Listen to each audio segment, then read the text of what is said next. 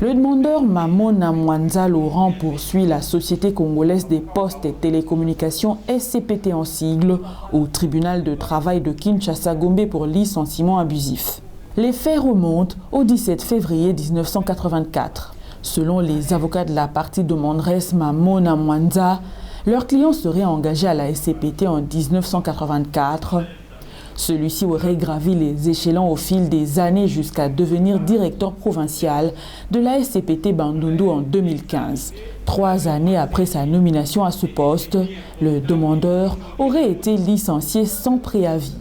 Les avocats du demandeur Mamona Mwanza Laurent soutiennent que ce licenciement est une violation de toutes les règles de procédure en ce qui concerne les fonctions de leurs clients au moment de son licenciement. Ils soutiennent que l'employeur devait préalablement se référer à l'inspecteur du travail au vu des prescrits impératifs et d'ordre public de l'article 258 de la loi portant Code du travail. Le demandeur aurait saisi l'inspection du travail pour une conciliation qui n'aurait pas abouti. Les avocats de la partie défenderesse SCPT s'abstiennent de conclure et sollicitent une remise afin de sommer. Le tribunal rappelle à la défense qu'il avait décrété la fin de non-procédé. Les avocats de la partie défenderesse seraient venus à la présente audience pour relancer. La partie SCPT, il y a plusieurs semaines écoulées, elle détient par devers elle nos pièces. Et elle s'abstient visiblement de conclure. Alors si il faut accorder une remise, elle sera de 3 semaines pour nous permettre de la sommer afin qu'elle puisse conclure.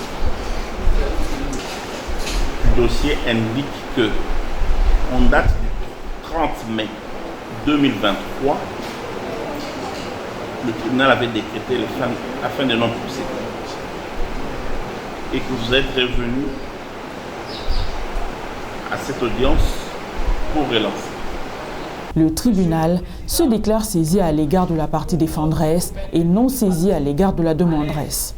Le tribunal est régulièrement saisi à l'égard de la partie défenderesse sur exploit régulier, non saisi à l'égard de la partie demanderesse. Après cette procédure, le tribunal renvoie la cause au 11 juillet 2023.